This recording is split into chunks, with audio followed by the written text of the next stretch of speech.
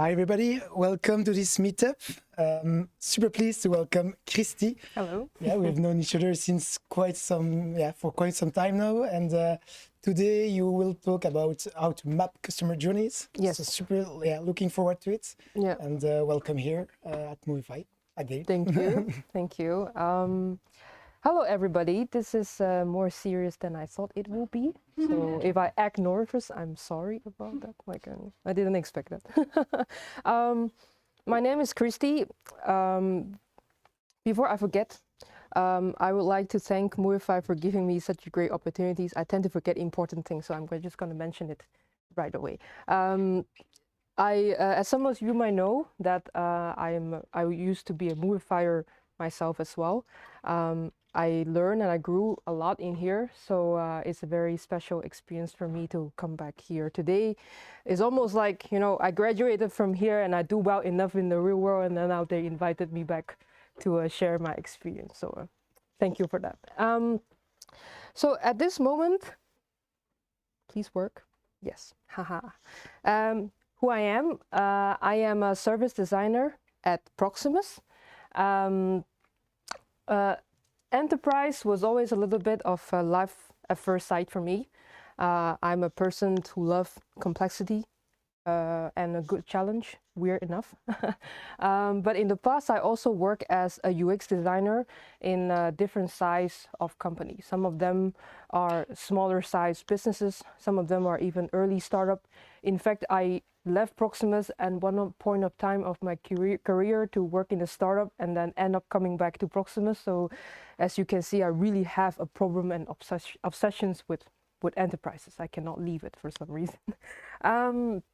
So when I'm not out there UXing and mapping customer journey, I'm also a professional swimmer. I still train quite a lot today, and it is my goal this year to compete in the Belgium Championship. So you see in the picture how confident I am in beating the little kids right here. I did win the game at the end. So this is also me. That was the picture I took when I was a UX designer at Proximus. This is also me mapping customer journey. You see the essential elements in mapping customer journey, which is a lot of different colorful post-it. I was too into it, I forgot to take a picture, so I had to draw it myself. So I apologize for I couldn't find a picture of the workshops. I am Asian, obviously. I hope everybody recognize it. I cannot really hide it. Trust me, I tried to dye my hair in blonde a few years ago. It doesn't help it. I look great, but it doesn't help. So as an Asian, by definition, we have to become a doctor, or at least some sort of lawyer. If you have Asian parents, you know what we are talking about, right? But between arguing with people and saving lives, I do prefer the later one.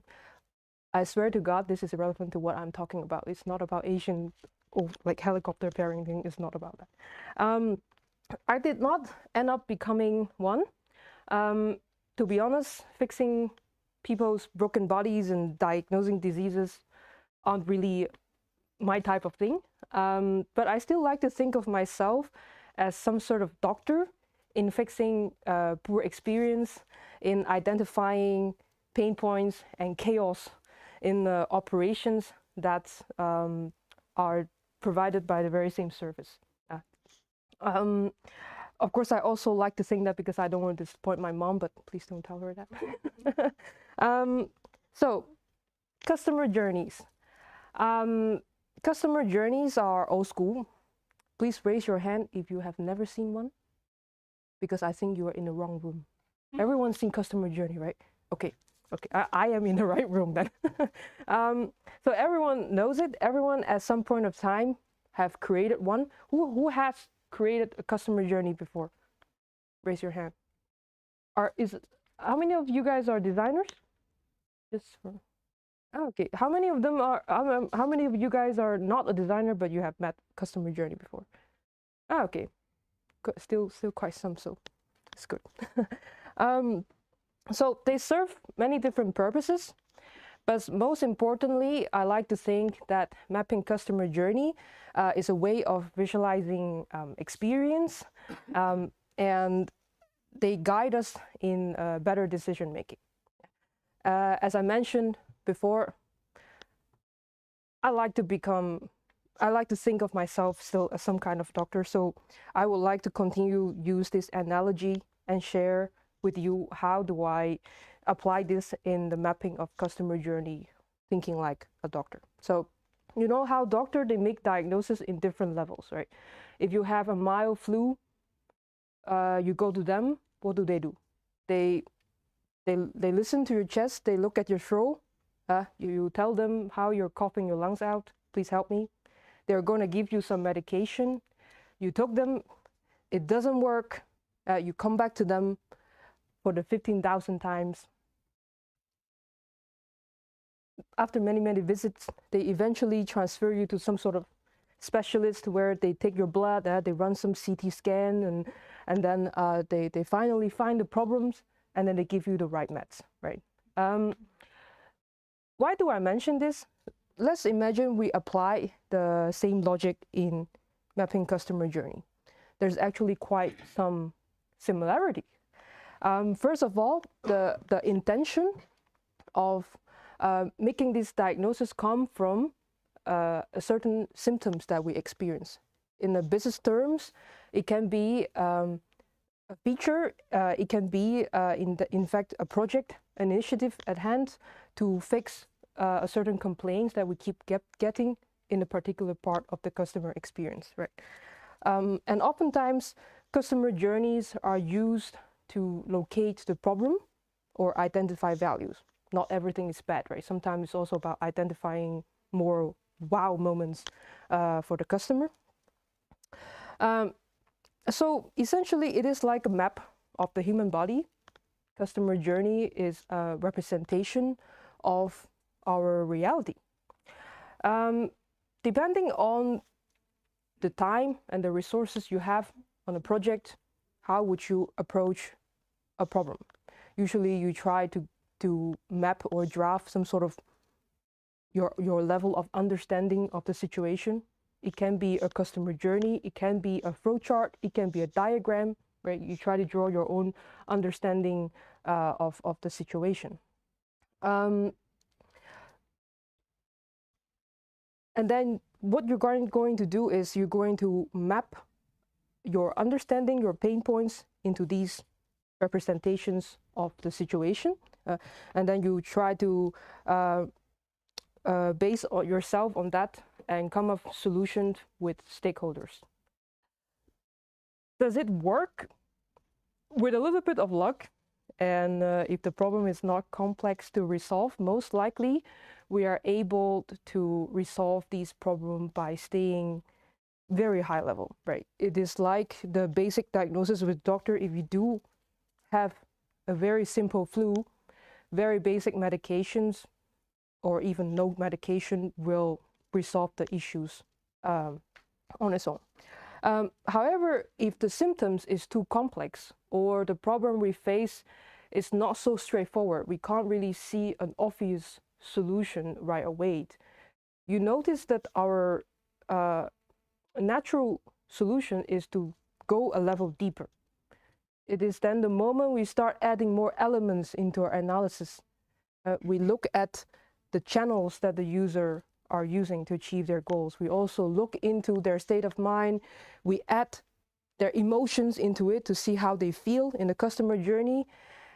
And then when we finally have the deadlines come at hand, we have to have something more actionable. What do? We throw in even more things. That's just where the initiative come, the opportunities come, maybe the actual pain point is going to surface somewhere in the opinions.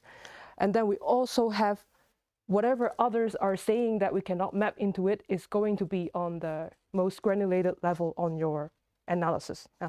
So you see how fast it can go from just a few level of main customer lifecycle to really going into a lot of elements into your customer journey, right? So the problem with only working with such a high level and ad hoc customer journey is that you see how disengaged they are with the end result we're trying to achieve, especially when we're looking for something actionable.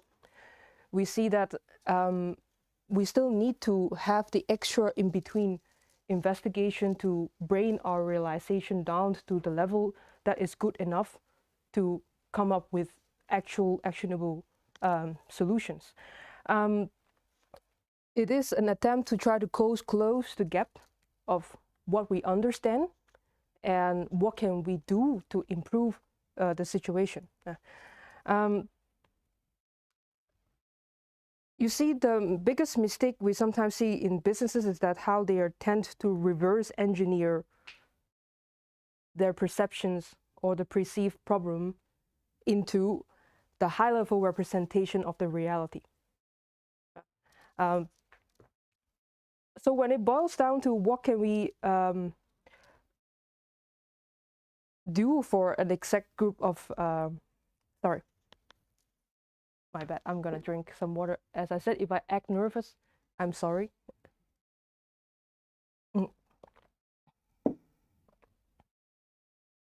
Okay, yes, reverse engineering. So the problem with high-level customer journey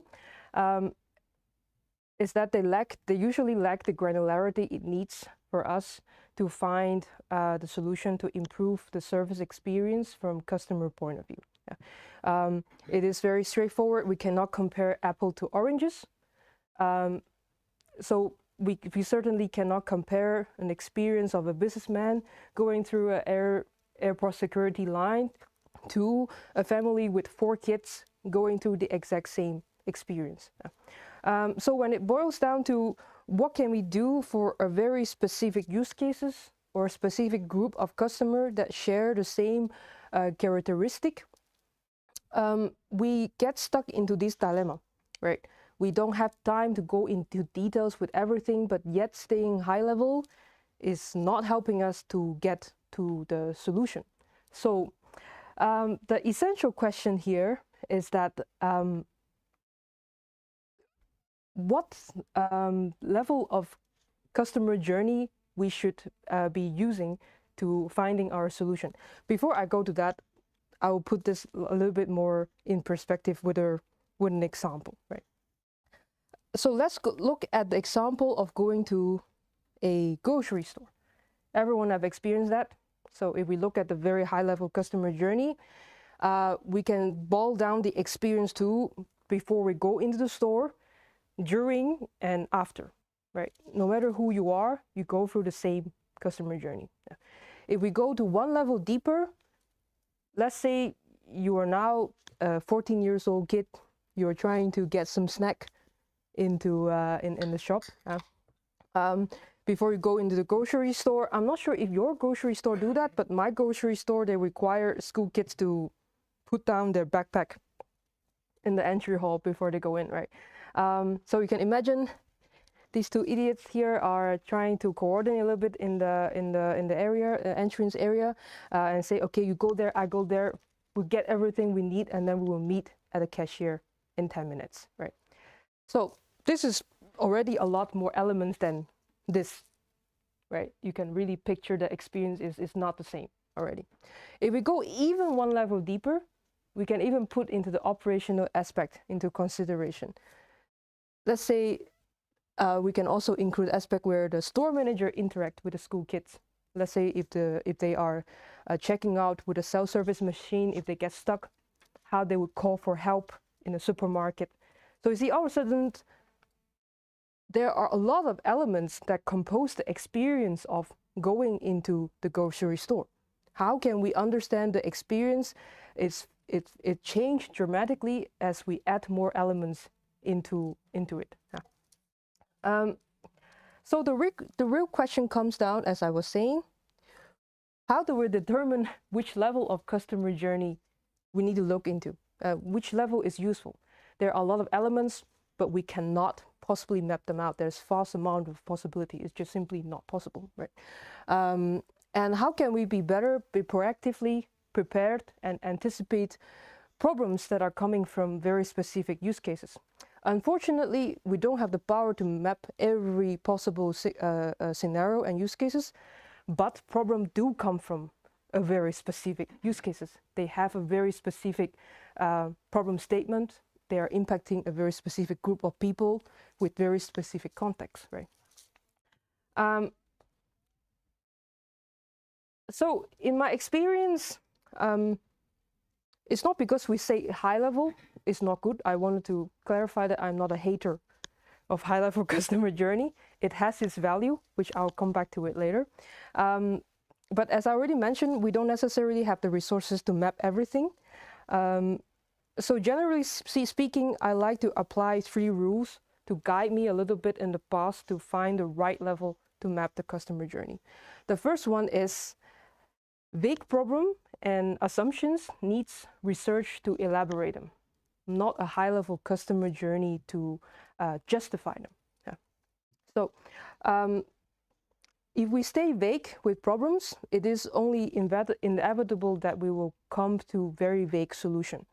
With a little bit of luck, as I mentioned earlier, sometimes we do reach to a very concrete solutions to a problem, which actually resolve the issue. But if we are being radically honest, how certain are we that the solution we place is actually contribute to helping the situation here? Or is it just like the basic diagnosis with the doctor? We are taking the risk of resolving a very specific problem with a very generic solution. Sometimes it works, don't get me wrong. As I said, high-level customer journey is still a representation of our understanding. It's not because they're high level, they're wrong. We see that how indeed it can be associated with staying high level, and therefore is not in a good level. But the real issue is, as I mentioned, is more the reverse engineering part of justifying your assumptions with high level solutions. That a high level customer journey, that's really a problem. I'm gonna take the grocery store example again to explain this a bit further. Let's imagine the customer in the grocery store, they're complaining about the checkout experience is taking too long. You remember this one? There's 3 phases in here. So now we're going to map this problem. Checkout experience is taking too long. We're going to associate that to this phase. What does it tell you? This is a thing I believe a lot of people do before. You have a problem, you have a very high level phase in your customer journey or representation of the situation, you map it to it, and then you think, okay, we are we have a understanding of what is happening, and then we can move on to find the solution. But it actually doesn't tell us anything. Is it because the checkout experience is taking too long? Is it because there's not enough machine working at the same time? Is it because it's taking too long for the store manager to come respond to it when the machine gets stuck? Or is it simply because the checkout machine itself is taking too long to load in between interfaces? How should we understand this statement of checkout experience being too long, right? So the important question we ask here when we have a problem statement at hand,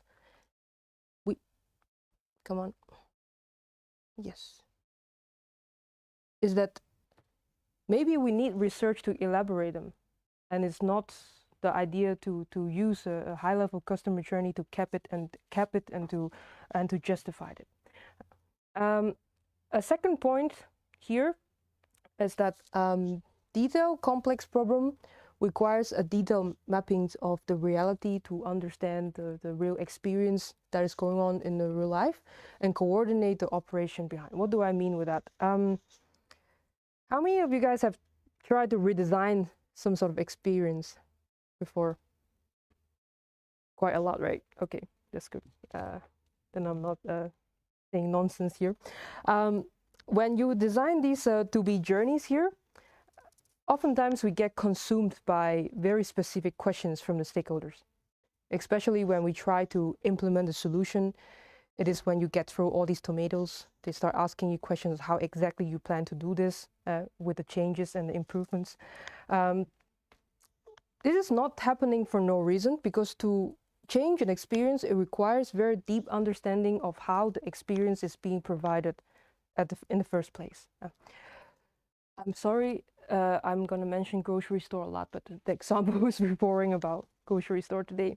So let's take that example again. Let's say the core problem we have now identified is that it's taking too long for the store manager to come respond when the self-service machine gets stuck, right? So to come up with a solution, we do not only need to understand how customer can call for help via the interface, we also need to understand how the store manager can respond to the calling, right? We need to know how they work today. If someone calls, can they actually remotely respond to it? If they're out walking around in the store busy with something else, is there means for them to respond to it so that they can still let the customer know, okay, they're coming as soon as possible to ease a little bit on the waiting time?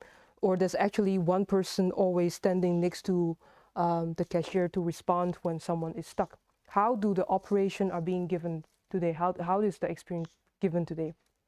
This is going to help us to understand how can we change the experience in a practical sense and make sense out of the problems that we face. So another question I like to ask when I map customer journey as well is that, am I actually redesigning the customer journey? If we're talking about very specific redesign, I tend to go a little bit deeper because I anticipate that I will get very practical questions about how the experience is being provided. We probably have to get buy-ins from stakeholder as well if there's operational change involved. Try to make sure that you have a picture of how the service is being provided today so that everyone can be aligned of, okay, how we can move from here to the suggestions that you're trying to make, right? The third point I give here is that, again, I promise you I'll come back to the high-level customer journey part. I am not a hater of high-level customer journey. Every level of customer journey serves a purpose, as I explained. In my point of view, in fact, high-level customer journey represents a very deep understanding of the customer lifecycle. It is essentially should be research driven. It should represent the granulated level of the experience and that's how we should become up. Sorry, that's how we arrive to a collective understanding of almost what are the steps almost all customer will go through. Right. It is especially valuable when the end-to-end experience large company setup that are managed and being managed by several teams. There are a lot of people needs to be aligned in the end-to-end customer journey. Having this level of analysis is going to help us to make this end-to-end process trackable. It's also how we organize our effort together. Yeah. So these are the 3 rules I like to use whenever I'm mapping customer journey. For me, it's not just a tool to justify the problem. It's actually have a lot deeper behind the meanings of the tool. I tend to think, what am I actually trying to do with the mapping before I actually do them. So indeed, now we have the rules to choose what level we should be mapping. Let's say if we still do have to go quite deep in details,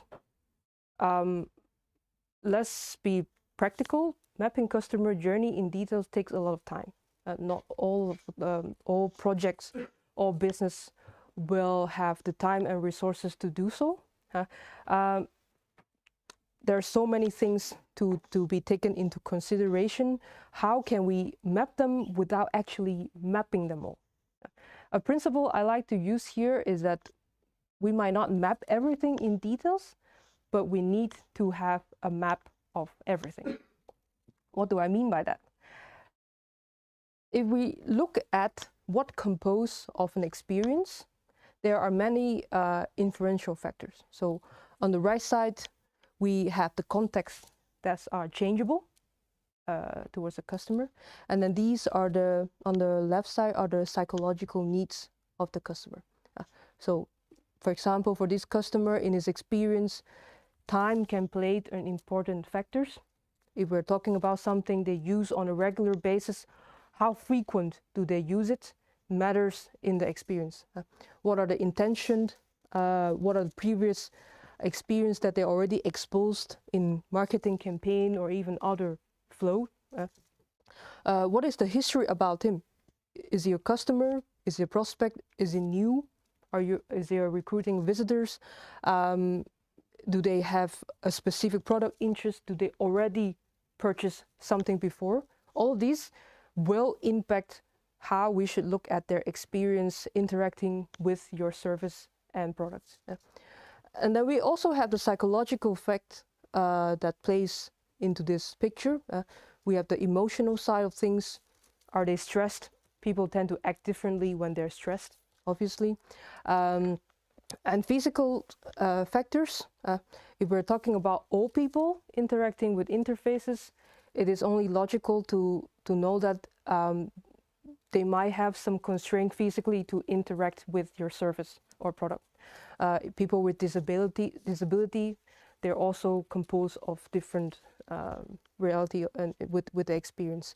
And then when it comes to cognitive, there's also an important factors, our educational level. How do we learn things? Do we have certain habits or do we have certain assumptions?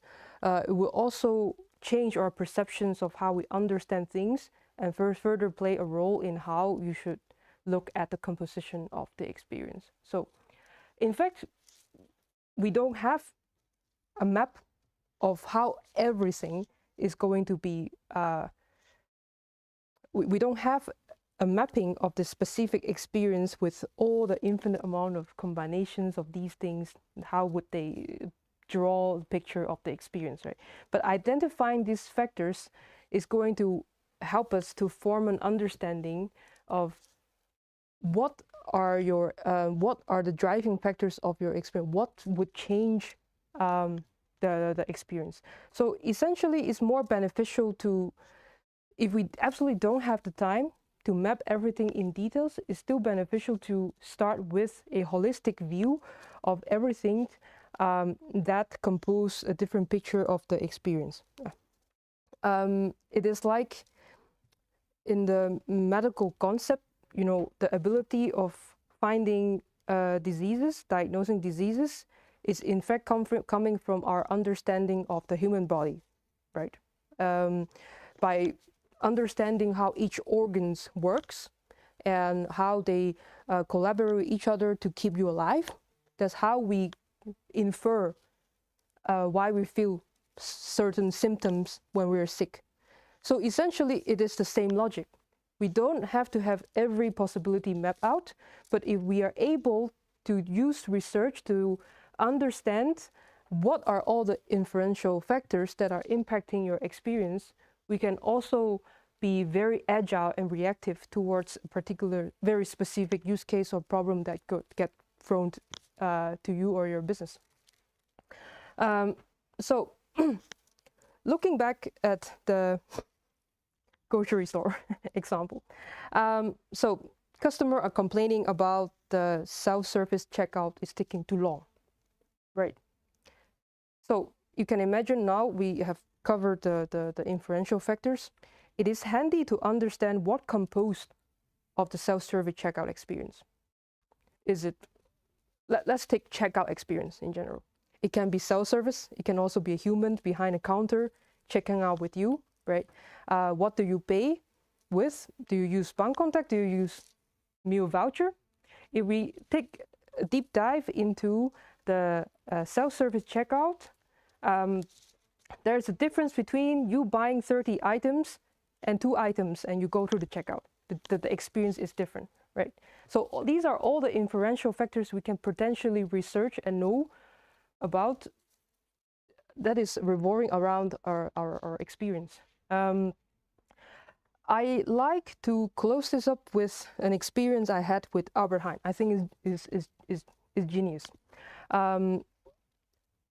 I doubt Auderghem has a cataloged, a database of all the maps of all the potential shopping experience customer will potentially have with their store. I doubt they have it. If they have it, okay, please let me know.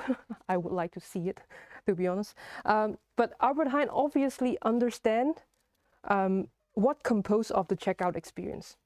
You see, they understand how the volumes of items people purchase influence the checkout experience. So instead of making you scan 30 items in a cashier, they give you these kind of portable scanner where you can just scan as you pick the item, right? So all you need to do is when you finish, you put back the machine, you pay, and you go.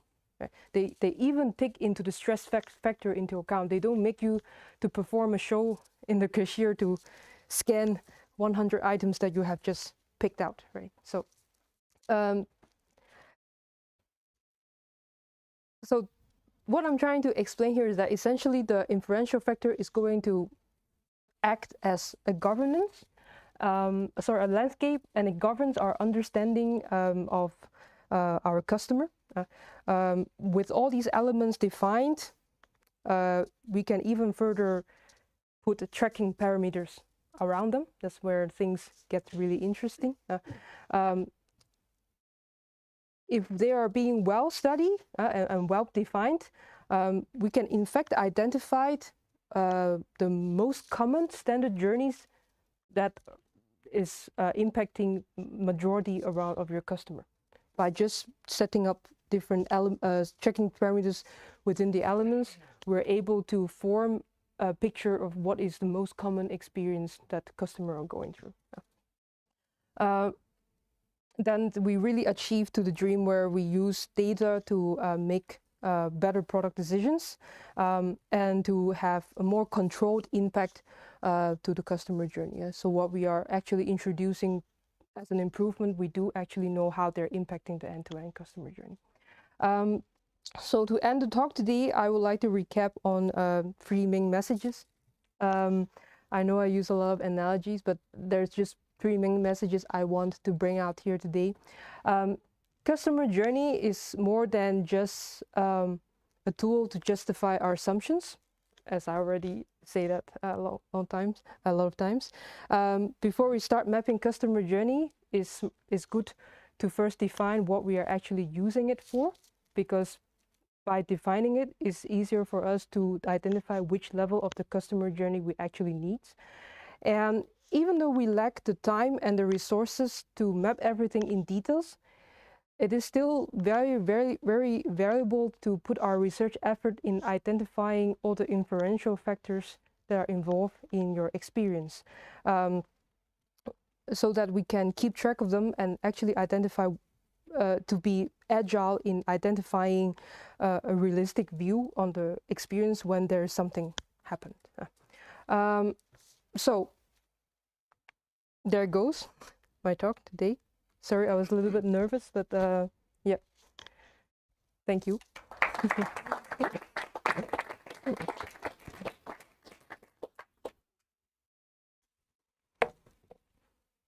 there any question? Yeah. Wait for it. Oh, yes. So as a UX designer, I'm a UX designer.